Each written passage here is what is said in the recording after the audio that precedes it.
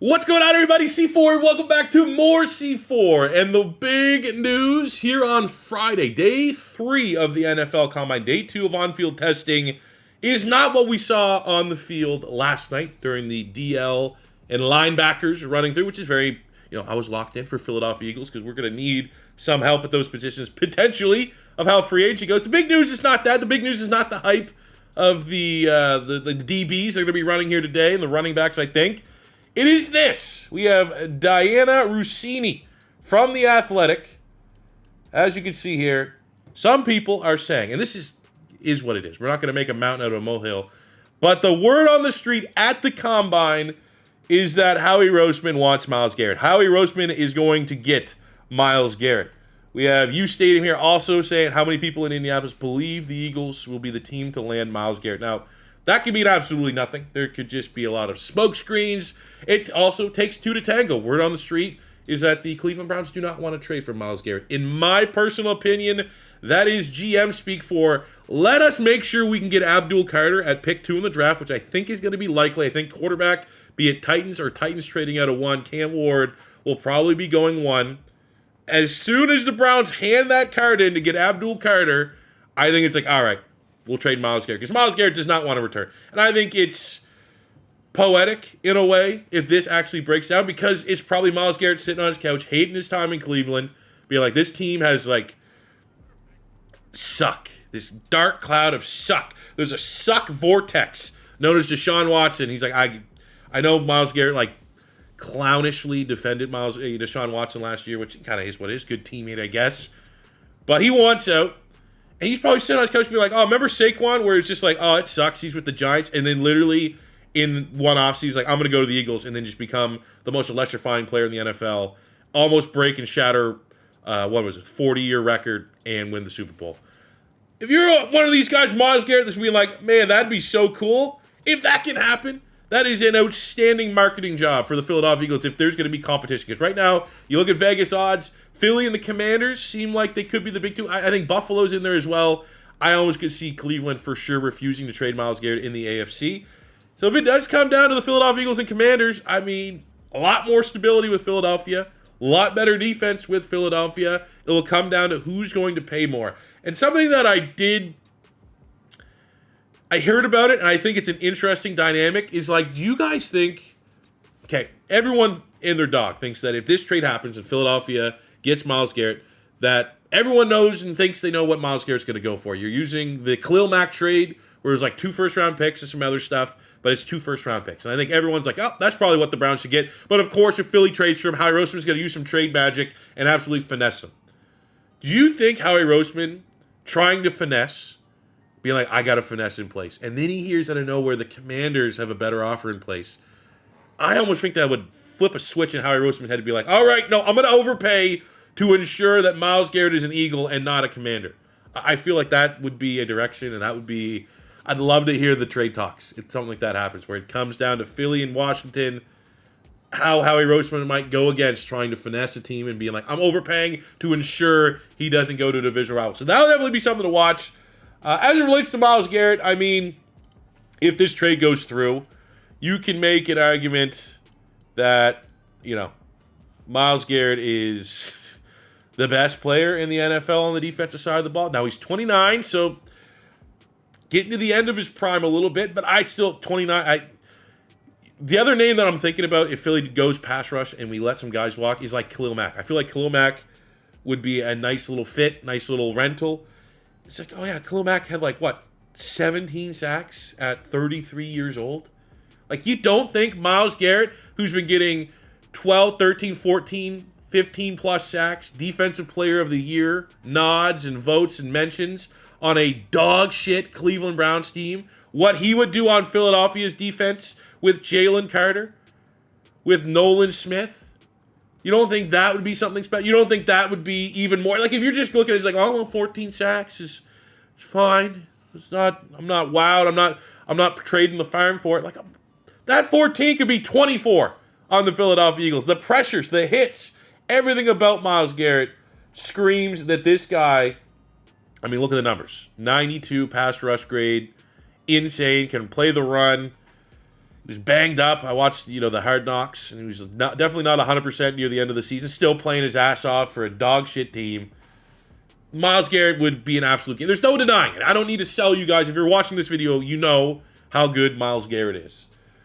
But it'd just be interesting because if they did this is the plan that they go with. Let's just say, for argument's sake, it's going to cost more. Let's say it only costs Philly 1 first round. I don't think it's going to cost 2 first round picks.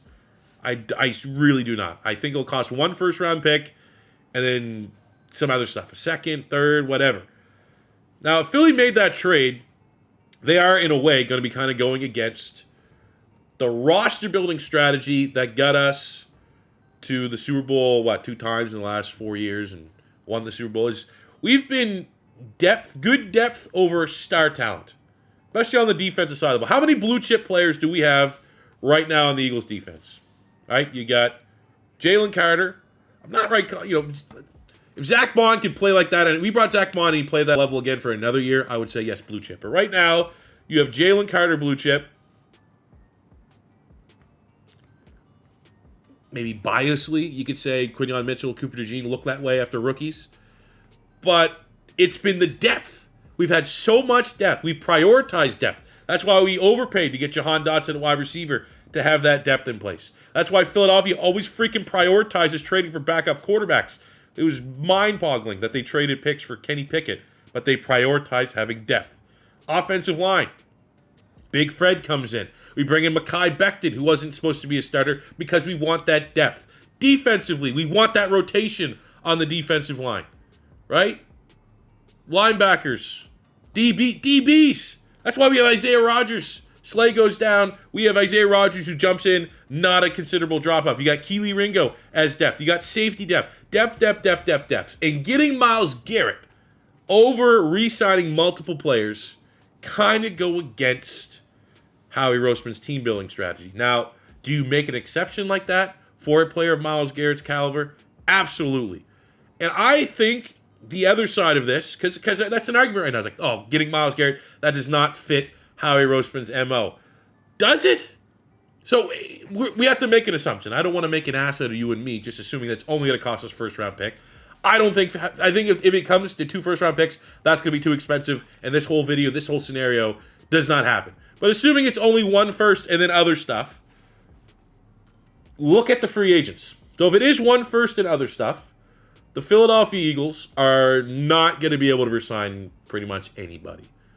So, you might be able to assume, there's a lot of people thinking that we can keep Zach Bond and make a Myles Garrett trade, and then we lose everybody else. I think that is unlikely. I don't want to say very unlikely. I think it's unlikely. But let's just say maybe they do sign one of a Bond or Becton. Great, awesome. Howie Roseman's a god. If they don't, well, you're like, we're losing that draft capital and we're losing players for Myles Garrett, which, yes, we would be. Yes, we're going to have to rely on whatever non-premium picks that we trade for him, which have been pretty good for Philadelphia as of late. Howie Roseman's been in his bag drafting. But if we lose Josh Sweat, if we lose Zach Bond, if we lose Mekhi Becton, if we lose Milton Williams, that's a lot to be losing. But Josh Sweat, right there, lose him, and we make this trade for Myles Garrett, we're not going to be active spenders in free agency this year. Myles Garrett would be the big move. That's the whole, if you're making a big swing, it's not going to be Howie casting a wide net and bringing in a bunch of starting caliber players. It's going to be signing Josh Sweat and likely trying to manipulate the comp pick system and then signing guys after that deadline where guys don't count against the salary cap. That's how you find, your Oren Burks of the world and et cetera, et cetera. So I see Josh Sweat. Well, we lose Josh Sweat. That's going to be a third-round comp pick coming back to the Eagles in 2026. We lose Zach Bond. Oh, that's another third-round comp pick. Oh, we lose Mekhi Becton. That's another third-round comp pick potentially. Milton Williams, that's another third-round pick potentially. Now, I think there's a limit to how many comp picks you can get per given round. But let's even just say, I think you can get, I don't know, I could be speaking on my ass. I feel like 3 is the most that you can get. But regardless, if these are third or fourth-round comp picks, those are still money rounds for how Philadelphia and Howie Roseman have been drafting. So if we go this approach with Myles Garrett and giving up trades, of picks and stuff that's not super conventional of the Philadelphia Eagles and being like, well, we've been drafting so well, we should maybe be valuing these picks a little bit more. There's the yin and the yang, the balances. It's like the checks and balances, like, yes, we lose some stuff to get Myles Garrett, but on the downswing, the guys that we're going to be unable to re-sign are going to net the Philadelphia Eagles, I think, considerable draft assets in the 3rd and 4th round of next year's draft, which looks pretty damn strong. I mean, just who's the Eagles been able to draft day 2 of the draft? 2nd round, 3rd round, 4th round, getting to that comp pick territory. Oh, it's just like, all right, we got Cooper DeJean and Jalix Hunt and Tyler Steen and Sidney Brown and Keely Ringo and McKee and Ajomo and Juergens and Nakobe Dean and Dickerson and Milton Williams and Kenny G and you got Jalen Hurts and we got Josh Sweat was a 4th round pick and Maddox was a 4th round pick. I mean, obviously Malata was hitting an absolute lottery pick. Oh, well, it's even going down, man. Rasul Douglas and Mac Hollins, even though they haven't done it with us, went on and had some pretty damn good careers. We're just ignoring Donnell Pumphrey there. But I think that if you are of the Howie Roseman can't make this trade because we need the picks, we've been hitting on the picks, and we need to keep our depth, and we can't go Myles Garrett because it's 2 all or nothing, I think you need to view it as, do we resign, or at least attempt to resign, your Zach Bond, Mekhi Becton, maybe Josh Sweat. I think Milton's gone. Milton is going to get insane money. Do you want to keep those 3 guys here? And I want to keep Zach Bond as much as anybody. And I still think maybe there's a chance, even though it's unlikely, that you could make this freakishly insane Madden Myles Garrett trade and keep Zach Bond. But it's probably fair to assume that that likely wouldn't happen. But would you rather keep those 3 guys together and our 1st round pick this year? Or would you rather go get Myles Garrett for sure and then get a bunch of 3rd round picks in 2026, where we have been, at least during this run, proven to find starter caliber players in that round?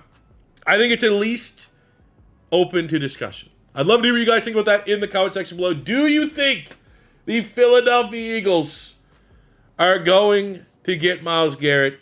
Do you think it'd be smart for Philadelphia to go out and get Myles Garrett? Do you think it'd be too much? Would you rather just keep our own talent here as best as we possibly can? I'd love to hear what you guys think about it in the comment section below. But at the end of the day, that will do it for me today, guys. Thank you very much for watching. If it is your first time stopping by, don't be afraid to hit that subscribe button. Smash the like button if you enjoy for those YouTube robots. And until next time, it's your boy C4 saying peace. I love ya. Have a good one. Go Birds.